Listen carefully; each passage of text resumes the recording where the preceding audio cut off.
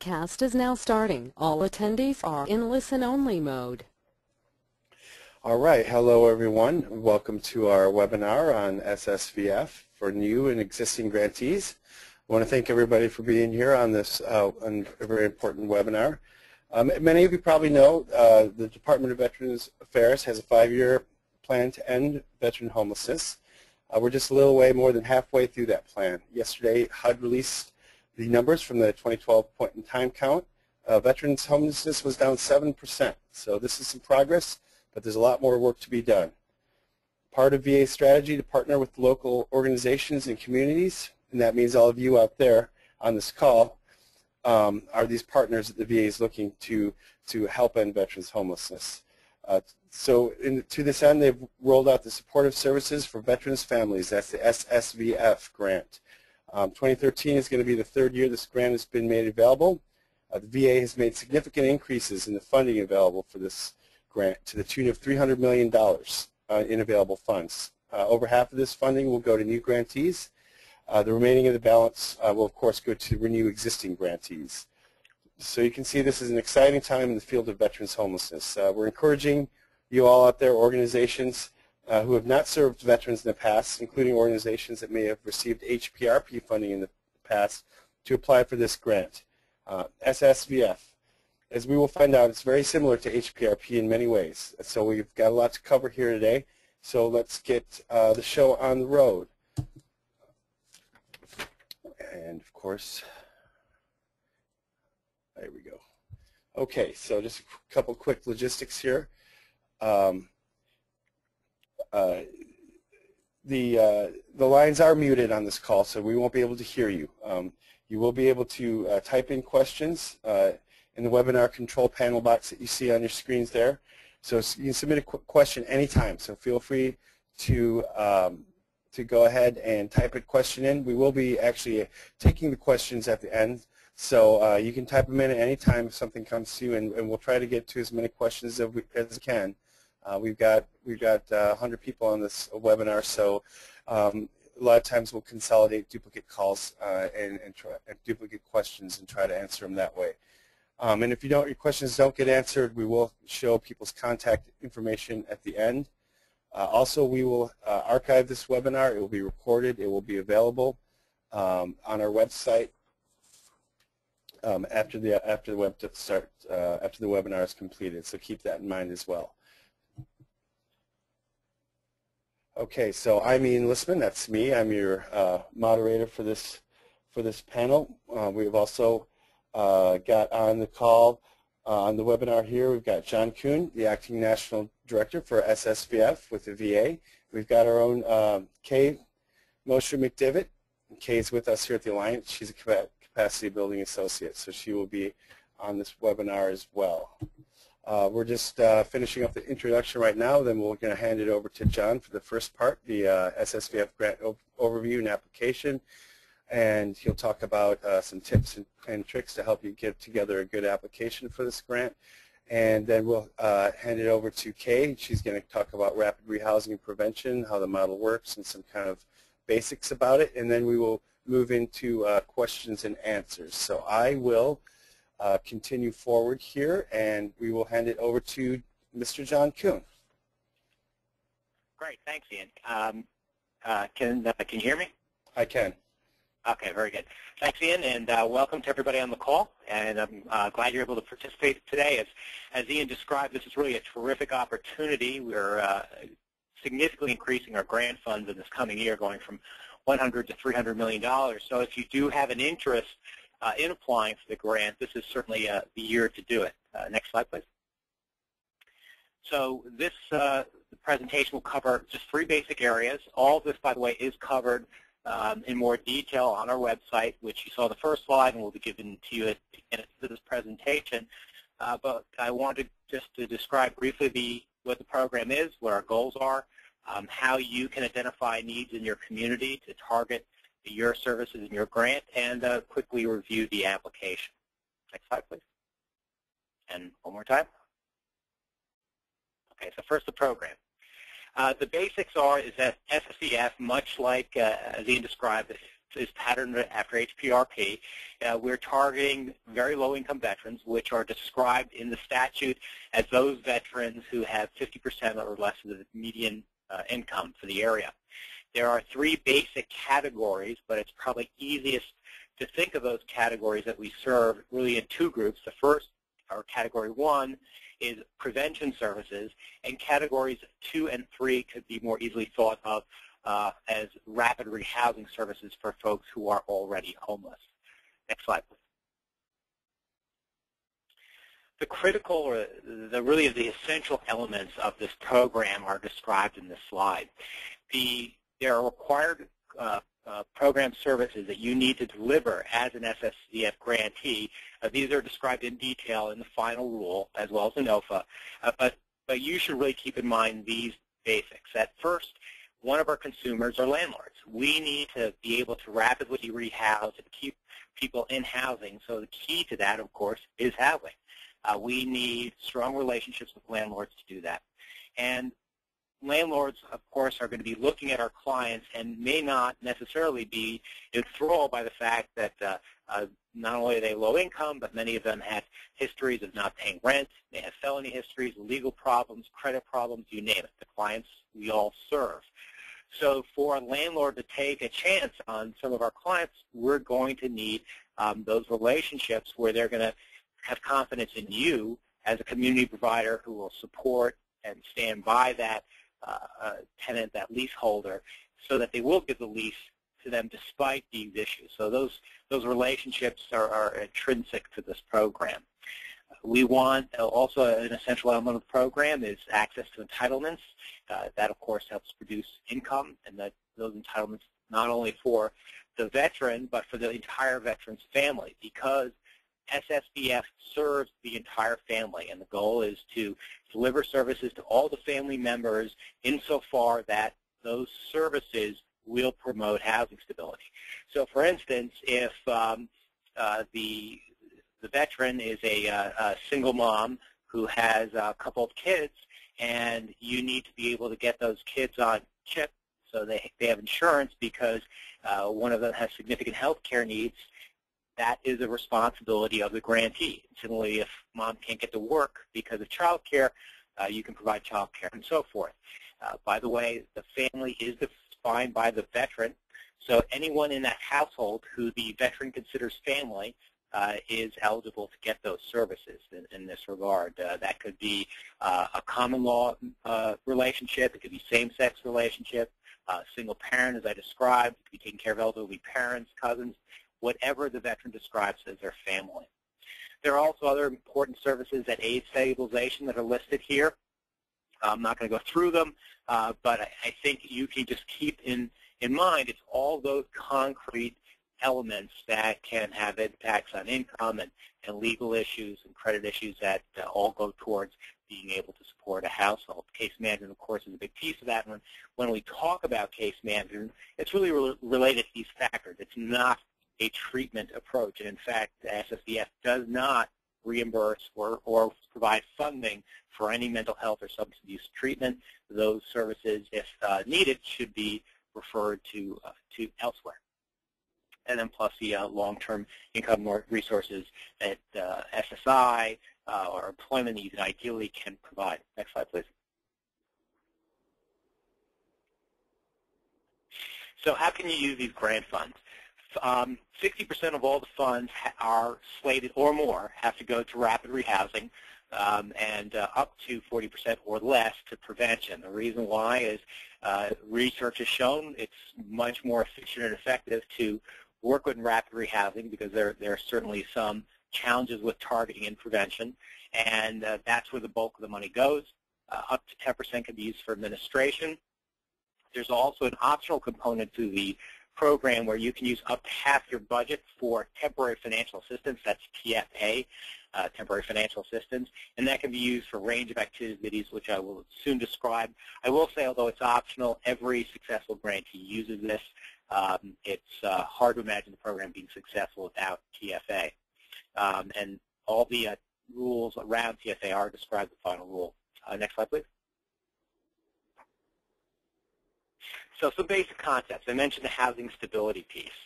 We want you to provide sufficient resources as a grantee to stabilize their housing. Even if they're hanging on by their fingernails or marginally holding on, that may be enough.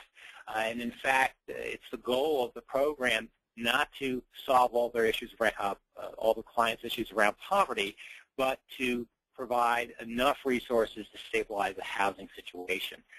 So the intervention is really designed to be short-term.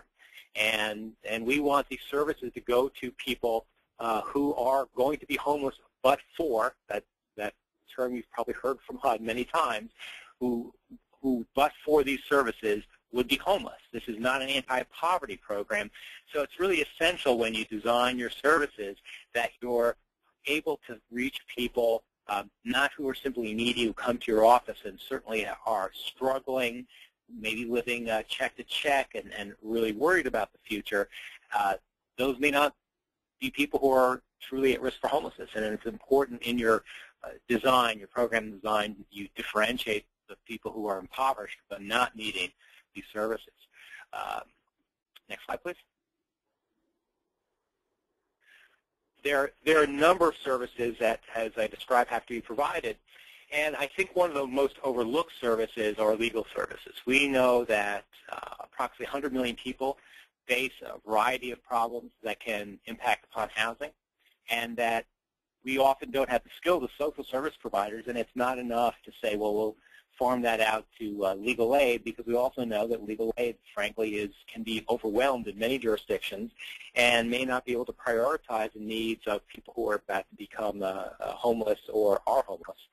And we need to think about, or as a grantee, you need to think about what resources do you need to subcontract for. And this is a sort of classic case of something that generally needs to be subcontracted for. You need to look at your skill set. Because of the broad range of services that are required by this grant, it's unlikely that any grantee can really do it all. And there are going to be gaps that you need to be honest about and say, listen, I'm going to have a stronger application because I'm going to include subcontracts with other service providers that will allow me to do the full range of services and, frankly, get you a better score in the grant. And this is one example of that. Next slide, please. So for those of you who are somewhat familiar with the program, I wanted to highlight there are some changes in this year's NOFA. And these changes are done in response to feedback we got from stakeholders, including existing grantees. One thing we've added is this thing called emergency housing assistance. We certainly have extensive housing resources available, emergency housing resources available through the VA. We have our grant per diem program. We have our contract residential care programs, as well as domiciliary and so forth. But these programs tend to be geared towards individual veterans. There's very few that support families, and we don't want to see families broken up because of local shelter policies that make it difficult to keep families together at times. So you can provide now through this grant up to 30 days of emergency housing assistance to families where no local resources are available. It is critical, though, that you have a permanent housing resource at the back end of that. We also created this new general housing stability assistance category, which can be used to pay for expenses that may be related to employment, like getting a license. For instance, a peddler's license costs money. A nurse's aid certificate may be paid for, tools, uniforms, things of that nature, as well as moving in expenses. So we know that beyond the security deposits, which we're already able to pay for, you might need to buy a mattress or linens or pots and pans, so those sorts of expenses. So this is all new, and again, in response to feedback we've got. Next slide, please. These are described in the final rule. I don't want to take a ton of time on this here, but really the bread and butter of our financial assistance, things like rental assistance, utilities, and so forth. We are developing a new rule that should hopefully come out in the coming months. It will be a proposed rule, which I'll have Chip's comment on, but it will include those first two categories I mentioned, as well as increasing the length of time on all these different groupings. So hopefully it will give a more flexibility to grantees in how you deliver financial services in the next fiscal year. Next slide, please. There are a lot of demands in this program upon you. Beyond the actual running of the program, there's a lot of interest in Congress and also in the research community how effective we can be at rapid rehousing prevention. Prevention is really a very new concept, and even though certainly HPRP has done it, we're only beginning to have a sense of what's effective. So we make a lot of data demands upon our grantees. Everybody has to enter into HUD's Homeless Management Information System, that's HMIS. That's done monthly. We get quarterly reports, and these reports are important to us because it allows us to strengthen the program as we've done. I think this note reflects some of the changes, some of the things we've learned, but that is something to be aware of. And something you need to budget for. So you need to budget for those HMIS expenses. Next slide. So how do you identify needs? And I want to do a quick overview of targeting and how we hope you think about and assess your community needs. Next slide, please. So how do we, particularly for prevention, how do we target? Because I think for homeless folks it's sort of self-evident. But for prevention, how do we really target who's likely to become homeless as opposed to that a group of certainly needy, impoverished persons who won't become homeless? First, we have to understand who the homeless are. All this data, by the way, can be found in the Veteran Supplemental Chapter of the Annual Homeless Assessment Report. That's sort of mandatory reading. If you want to complete a grant, you really need to be familiar with that report. But half of all veterans are in 4 states, California, Florida, Texas, and New York, and most veterans are also found in large urban areas. Both these out of proportion into the general veteran population. Just an interesting fact as well that, although I'm going to focus here on prevention, even among homeless persons, roughly 1/3 of all individual veterans who do find themselves in shelter get out within a week with relatively few interventions or resources from outside providers. So even homeless veterans at times really have the resources to find their way out of these situations. Next slide, please. Here's a distribution of homeless veterans, darker areas, and you can see that, although I mentioned those 4 states, there's certainly significant numbers of homeless persons throughout the country. And I think one of the things you want to talk about in your grant, even if you're in a state with relatively low percentages of homeless persons, you want to be able to describe unmet needs. So if you're in Montana, let's pick on Montana because they have a nice low number, or South Dakota, you may not have a lot of homeless veterans, but my guess is you also don't have a lot of resources, certainly not compared to, say, in New York, which is substantial resources. And you want to describe that disparity. So if you're in a rural area or an area that may not get as much attention, you want to describe the gap between available resources and homelessness. And that will be an important part of your justification. Next slide, please. It's also important to recognize that there's tremendous diversity in this population. Homeless is not this homogeneous blob of people. It represents lots of individuals with lots of individual needs. Over half of our veterans are over the age of 50. They're going to tend to have very different needs than maybe the younger veterans coming back from Iraq and Afghanistan.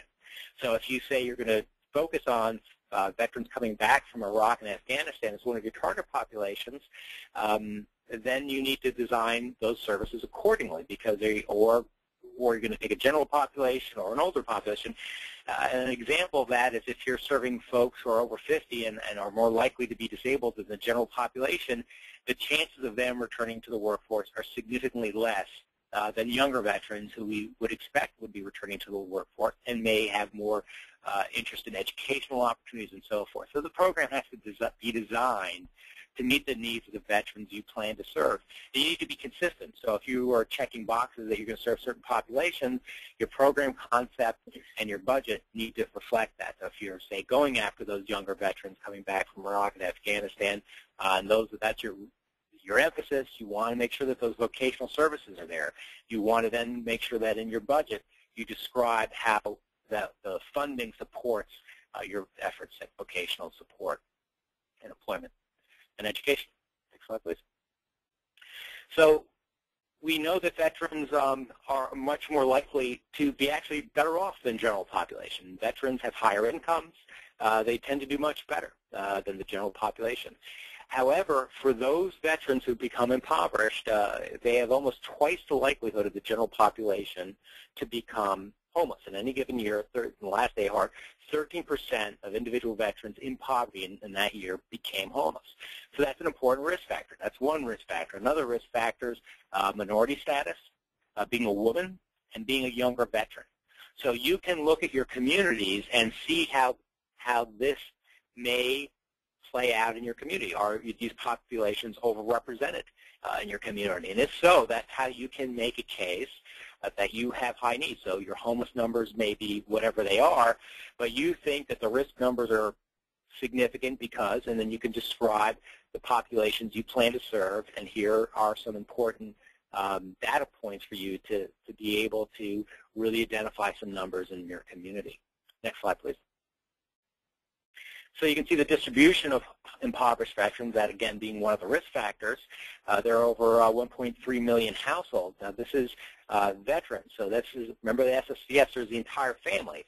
So a veteran in poverty with a household may mean substantially more than the 1.3 million who are actually in poverty that the veteran is trying to help. Next slide, please. So here we are. We're going to have all this, the $300 million, maybe we serve 100,000 people next year, but we have over 1.3 million households, and more than that in terms of people.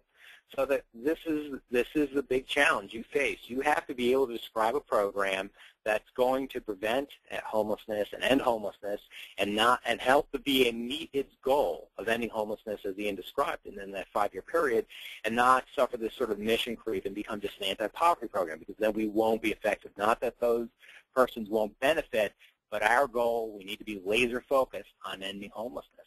And that's a real challenge. I don't want to dismiss how hard that is. Somebody walking into your office clearly struggling, and your case manager wants to help them, and you have to have really clear criteria about who gets assistance and who you have to refer elsewhere. Now, we don't want you to just send people on their merry way. We expect anyone you screen, you're going to provide appropriate referral and connection to, even the folks you don't accept into your program. But this is something you're going to have clear criteria for in your program design. Next slide, please. I'm not going to describe all the VA programs, but I will say here's a list of sort of an alphabet soup of different programs you can find on our va.gov homeless site. The importance here is that you want to be able to coordinate with the VA, your services, if you're a grantee, with all these other VA services, because SSVF is not going to be the right service for everybody. And to be consumer focused and to be able to deliver appropriate services to our consumers, our veterans, you need to be a good steward of SSVF by being knowledgeable, by knowing what is the range of services available, and offering options to that veteran so that you and that veteran can determine what makes the most sense. Not just offering SSVF because, hey, that's what I got my grant for, but really doing the right thing by the veteran. And that requires you to understand the different services available and can coordinate with VA. Next slide, please. Next slide. We've covered this. Well, I guess one thing is a couple of things. One thing that we did remove last year, we had caps on grant awards in the state. There are no more state caps, so you can get up to 5 grants per organization, a max of $2 million per grant. Of course, the grant size should be related to the number of people you serve. So if you are, in fact, serving one of those rural areas where there are not lots of veterans, we would not expect you to come in with a $2 million request unless you're serving a very expansive area. Next slide, please.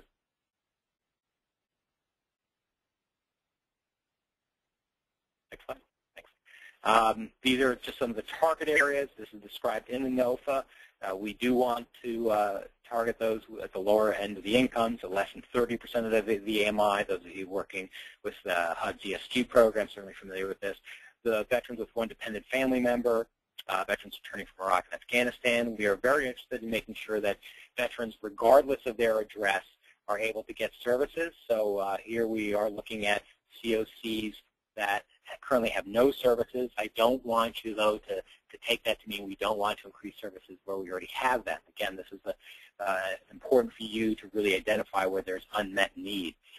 but where we don't have any services is particularly important to us, and that's often in rural areas and also in the Indian tribal property. Next slide, please.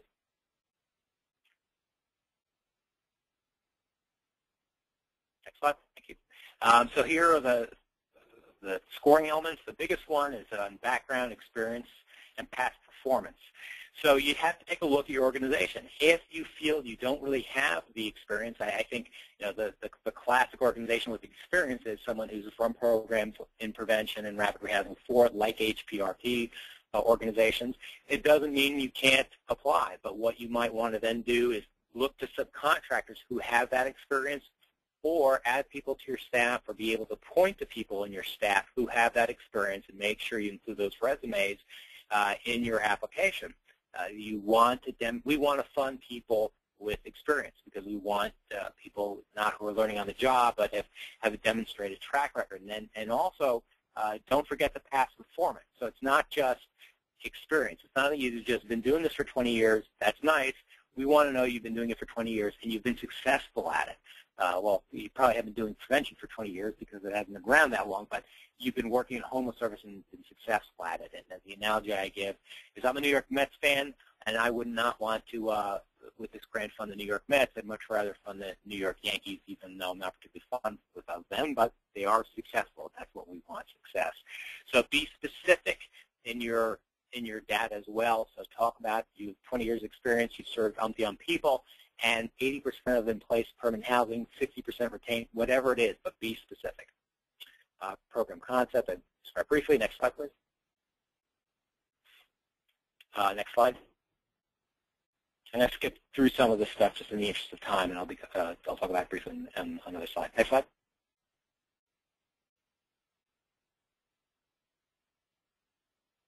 All right, so some quick advice here in the last few slides.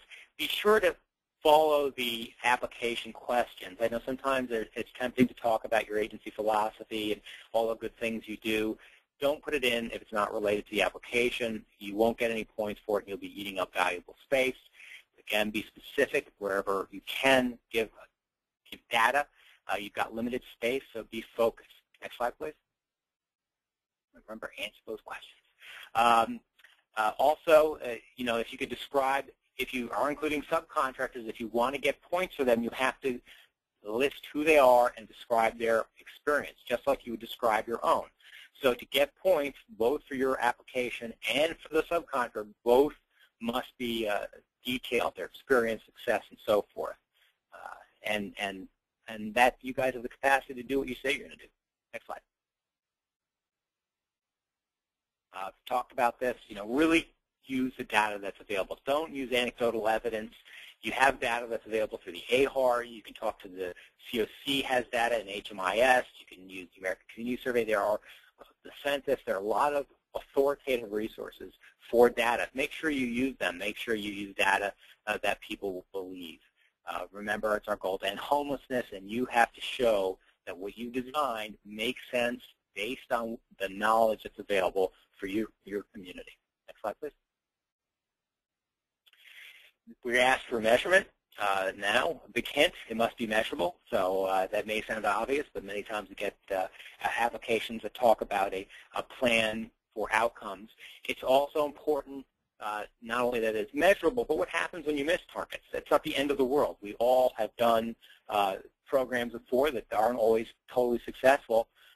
What's just as important is what is your plan of action? How do you react when something doesn't happen? You can give us an example of a previous time, or maybe you got together your management team with staff or stakeholders, and you came up with an action plan based on, because you identified these problems, and based on those problems, this is what you did. This was result. To talk about your remediation plan, and help us understand what you do to have a real quality plan.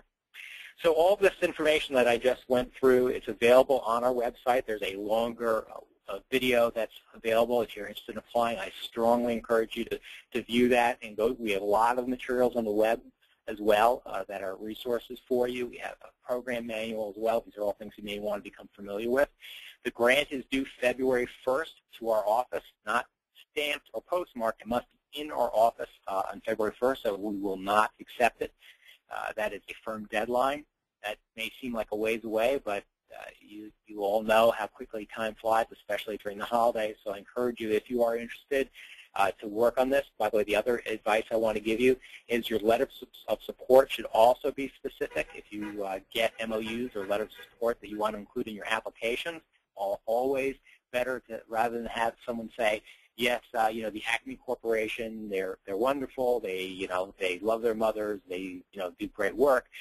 Rather than that, say, if the Acme Corporation is here at our food pantry 3 days a week doing outreach from 4 to 6, has contacted 47 people and gotten, services for 30, again, specific is always important.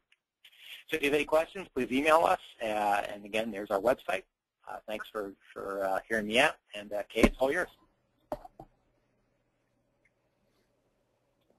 So next slide. Sorry about that. Okay, thanks so much, John. And I think John gave a really good background on the overall application. And so what I want to do is talk a little bit more specifically about rapid rehousing and targeted best practice, targeted prevention best practice. So we really learned a lot from the work that a lot of communities did with the implementation of HPRP that John mentioned. So what I'm going to share today is a little bit more on what we learned and try to give some specific information that providers that are going to apply for the SSVF program can use to design and implement your program. I also want to say that we really see SSVF as a great opportunity for communities to increase rapid rehousing resources. We all know that, and targeted prevention, we all know that with HPRP going away this past year, that and the ESG Emergency Solutions Grant dollars that came have certainly not been nearly enough to keep going the good work that was done under HPRP. So we really encourage you as a community to think about, how can we use the SSVF dollars to build on the good work that we did with the HPRP dollars, and then specifically of how we're going to use it to end veteran homelessness. So the next slide, first I'm going to focus on targeted prevention. Next. So best practice communities have really started to use careful targeted practices to provide prevention funds to those most at risk of homelessness, and to have the resources, the prevention resources at that front door of shelter entry. In other words, right there when people are, at the cusp of homelessness, that's where we know that we're going to make the best use of our prevention dollars. John already mentioned that there's a lot of people that are a paycheck away, there's a lot of people that are struggling, and there's often been this theory that, well, if we do early intervention, we can help a lot more people, and it doesn't cost us as much. But what we've really found through a lot of research is that targeting our prevention resources can make a bigger impact. So some key best practices include, first, you want to target your services and your funds to the households whose profiles are going to closely match those of households in your local shelter system. Again, this is something John talked a little bit about when he went over the demographics of what veteran homelessness looks like. But one of the things you want to take now to your local community is you really need to network with the larger continuum of care of homeless services in your community. If you're a veteran provider that has not necessarily integrated into the larger homeless system network, it's going to be really important to do that, because you're going to be able to get much better data and an understanding of who are those folks that are veterans that are coming into our homeless system. What do their households look like? What are the demographics of those households? And then target our prevention resources to those households, those families that most closely look like and have the risk factors of those that are actually ending up in our shelter system. So some of the questions you want to ask when you look at the data, and your homeless system would have some really good HMIS data on who ends up in the shelter system. So some of the questions you want to ask are, who are these veteran households? What are the profiles of these? And more importantly, where are they coming from?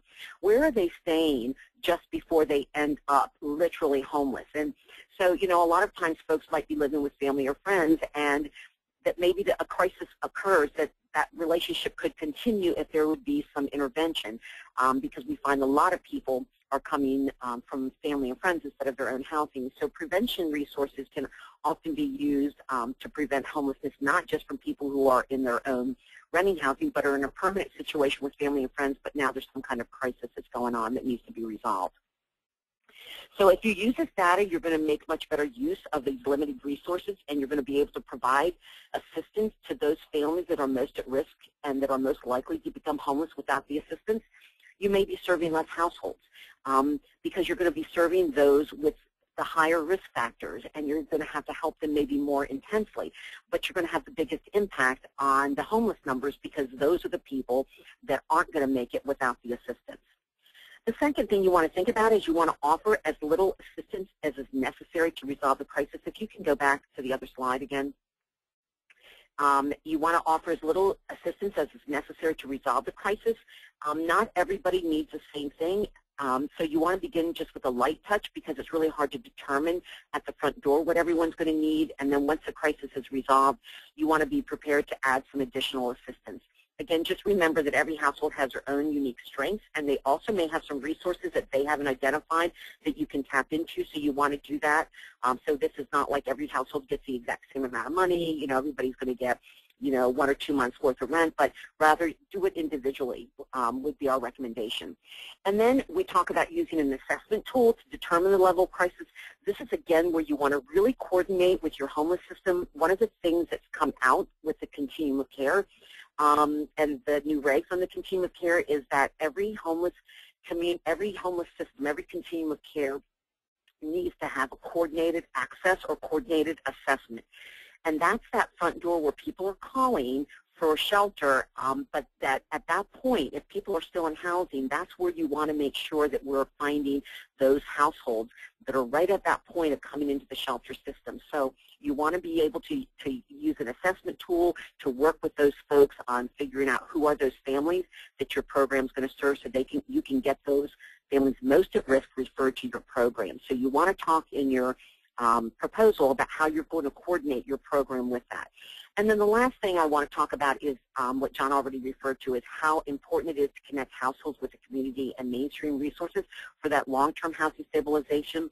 So the role of a prevention program, whether, you know, any prevention program, but specifically even the SSVF program, is time limited. So you can't provide all the services internally, but rather what you need to really look to is how do you identify the resources the households need and then leverage those resources in the community. Since your assistance is short-term, we really would encourage you to think as you put your application together about what are those partnerships that you need with providers who are going to be able to provide those other services to folks in your community and start really leveraging those partners now and including them. And John talked about how important it is to talk about the experience those partners have. Okay, next slide. So there's been a number of studies that talk about targeting. There's one from New York City. I'm not going to talk about that today.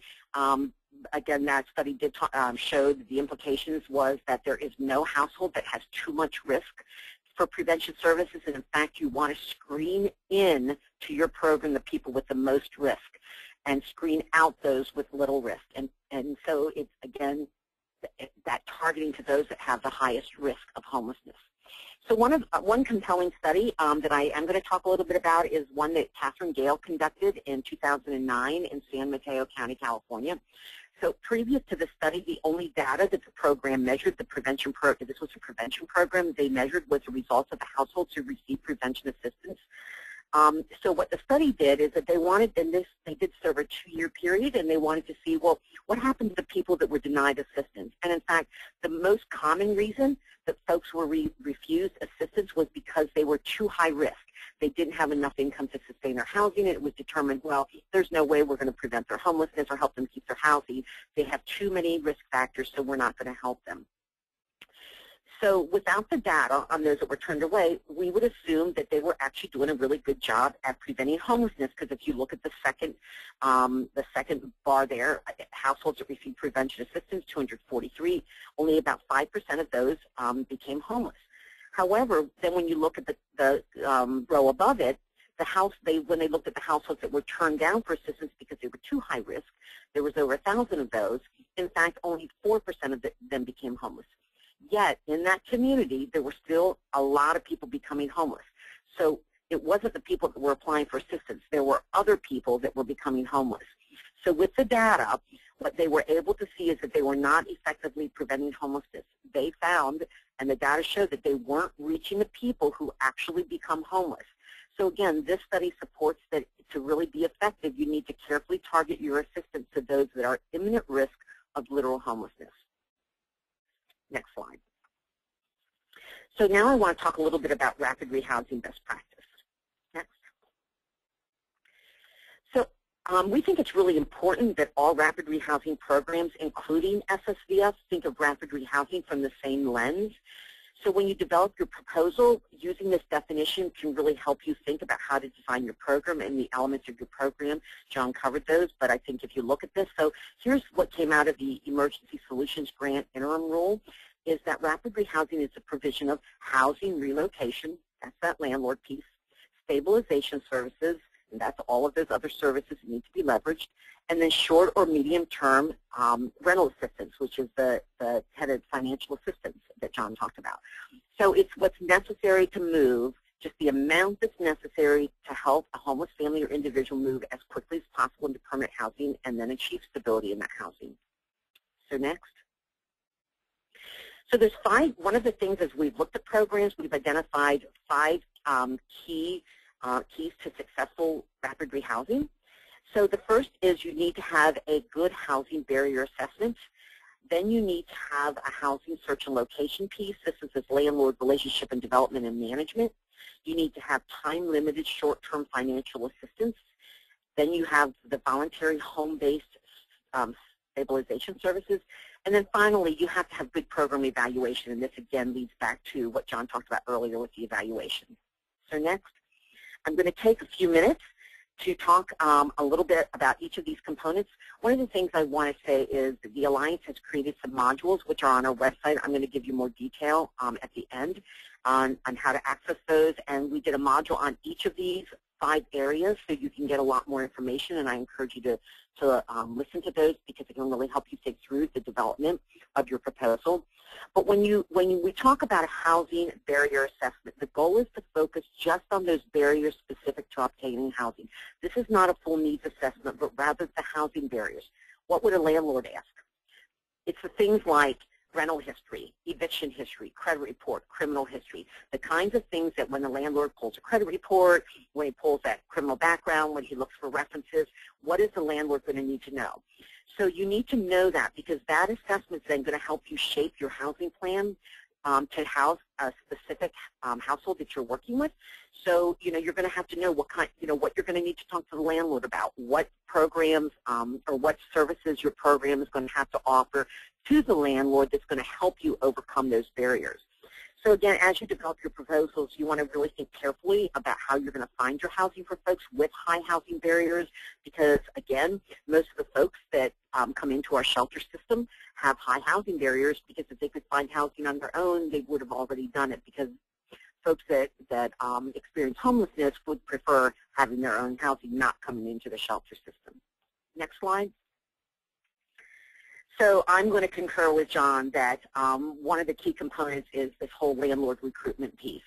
So without developing good landlord relationships and the housing search component, you're just not going to have a good program.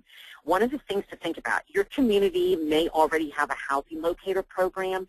So if your community does, that's working with your homeless system, we would suggest you partner with them rather than starting to do your own thing. So that would be one of the partners you want to leverage. However, if you're going to need to do your own housing location and landlord recruitment, it's really important that you develop your proposal to address how you're going to find your housing because obviously landlord relationships are going to be important to access the housing because without housing, without landlords, you're not going to be able to have those housing options.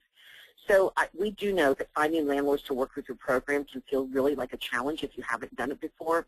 But if you use some targeted strategies, it's going to make it this easier. So if you look at the slide, it reviews some of the diverse ways that successful rapid rehousing programs have used to outreach to landlords, from cold calls to hosting events and just working with people that you may already know in your community that are landlords. It's really important to think about and to including your application, any experience your organization has in finding housing, or some partners you're working with that are going to be really good at that, and how you're going to plan to recruit your landlords. Again, I can't reiterate anymore than John already did, that your success in finding landlords is just going to be really critical to the success of your SSVF program. Next slide. Can I have the next slide? There we go. So the third key component is financial assistance. So the financial assistance is short to medium term. And John already covered that the financial assistance that's offered is no more than 5 months of financial assistance. But again, what I'm going to really suggest is that it should not be a one-size-fits-all. Again, start out with the minimum amount that folks are going to need to get into housing, and then really look at each individual household's strengths. What are they going to need? What do they already have in strengths? What resources do they already have? And then what would be the other things that they're going to need to keep that housing? You want to make that message very clear from the beginning. You know, we're going to help you get into housing, but you need to keep the housing. So what is it that you're going to need to keep the housing? This cannot be seen as a short-term bridge to a permanent subsidy. This is not about permanent subsidies. It's about a short-term subsidy. And then we already have the next slide up here on services.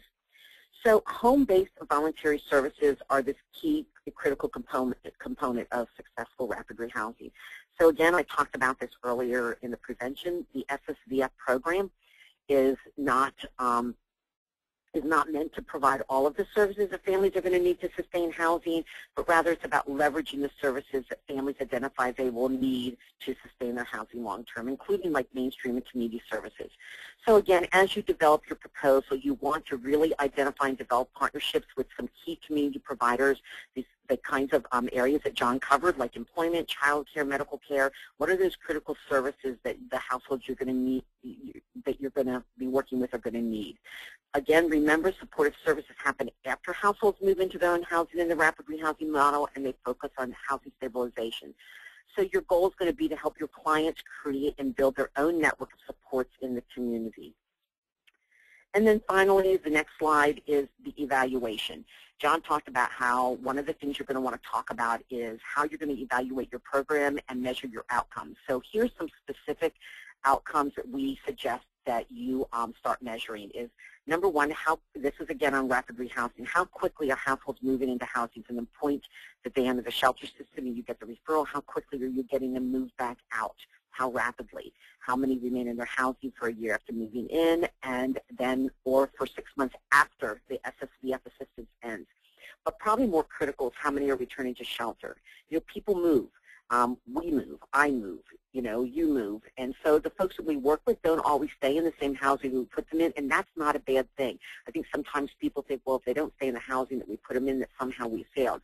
But in fact, your things change and life changes. But the most critical factor is, are they returning to shelter? So you want to really know whether your folks are returning to shelter or not. And again, working with your local HMIS, Homeless Management Information System, is going to help you know that. So finally, the last slide. In closing, I just want to again note that the Alliance's Center for Capacity Building, we have a number of resources on our website. You'll see our website listed here. The first two things that are listed here are specifically about creating and designing prevention programs.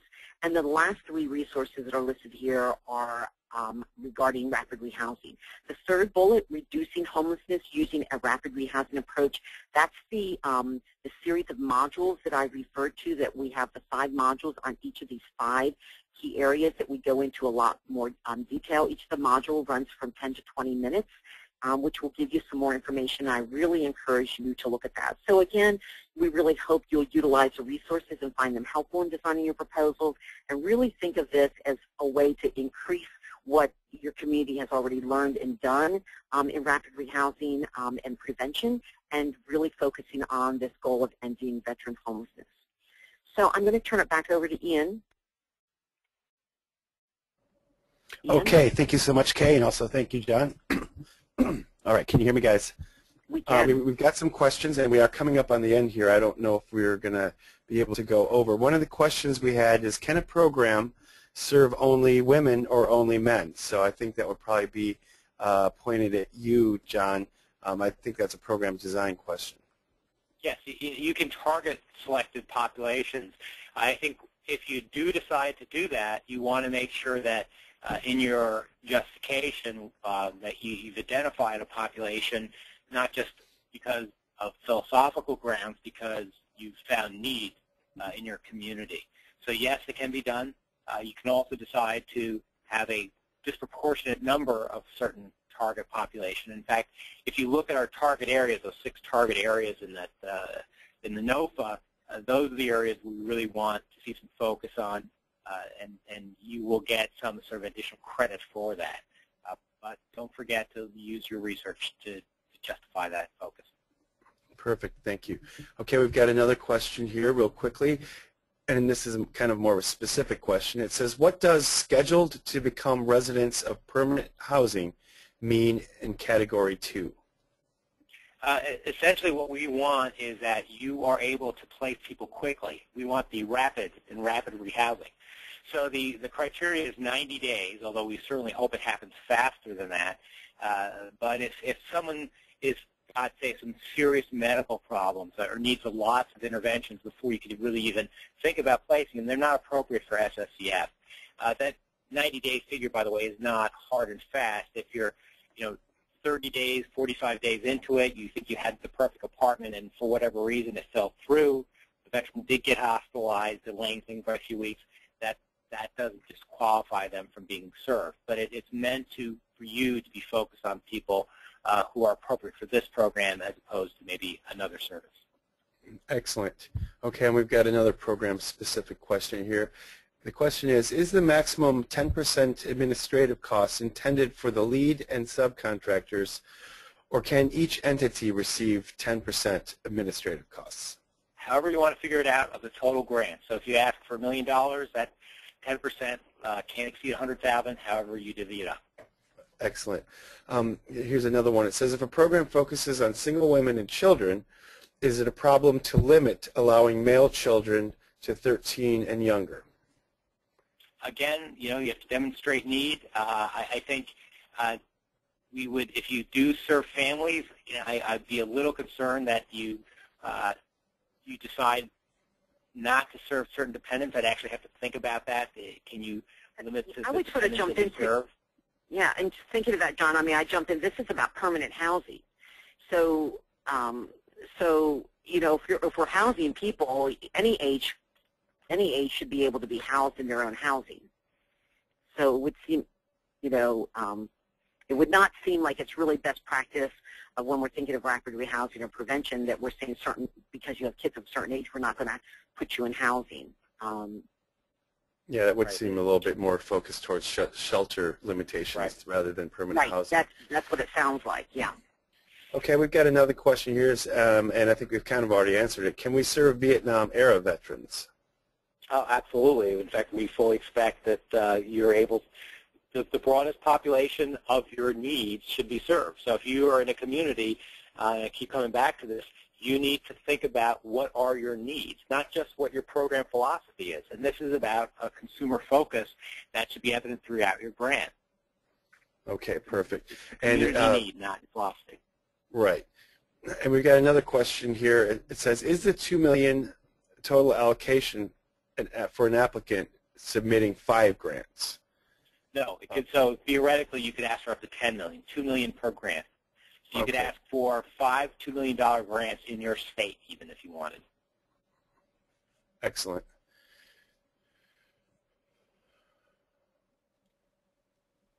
Okay, well, it looks... grants, one qualifier I want to mention, grants do not have to lie solely within one state. You can cross state boundaries. Okay, so that would be one organization could have multiple grants spread across different states. Right. Okay. Or within a state, but there's no geographic boundary, is what I'm trying to say. Okay, I understand that. Let's see here. We got a question. We have a minute left here before our session's up. So it says, regarding Section E, Question A, do you want MOAs with all the community partners? So you want memorandums of agreement with all community partners? It depends. It's not necessary. You could have letters of support. I would say that the memorandums of agreement reflects a sort of higher level of involvement. If you're just sending somebody over to the local food pantry, I don't see that you need an MOA for that. So I think you have to use your judgment. How the depth of the relationship and the complexity of it generally is what determines whether you have an MOA or not. Okay. And I think we found in best practice rapid rehousing programs is that, if there was an agreement that, that X amount of people from your program were going to be served or given priority, then that's when you want a memorandum of understanding. But if it's just a general referral like anything else, then it's not as critical. Okay, there's another question here, kind of a technical one. It says, is there a page number limit to the exhibits in the application? No. Okay, there is no page limit for exhibits. Good to know. And here's another one. Can funding be used for transitional housing? No. Okay, pretty straightforward. All right, here's another question. Are there requirements for subcontractors? Can an agency be the grant holder and subcontract out the prevention services, case management services? They can subcontract out whatever they want. We actually have grantees who subcontract out almost everything and essentially manage the grant and have a group of subcontractors who provide the services. All right, perfect. We're just about out of time, so we've got the last slide up here, which has some contact information for the SSVF. So further inquiries can be sent to ssvf@va.gov. And there's also got Kay's email up there. I'm not going to read it out loud because it's very long. And my email is up there as well. You can also go to www.endhomelessness.org. There's all kinds of resources on our website. And we also have our upcoming Family and Youth Homelessness Conference. That's going to be in Seattle this year. It's February 21st and the 22nd. There's going to be a veterans track, and there'll be SSVF workshop as well. In fact, John and Kay will both be at the conference as well. So please jump on our website and sign up to attend that if you have the time available. And I want to thank everyone. I want to thank John and Kay, especially for being on this webinar. It's been very informative. And there's lots of questions we couldn't get to, so I would just, again, direct you to the VA website that talks about SSVF, and please send any specific questions forward to the email listed there. I want to thank everyone and have a happy holidays.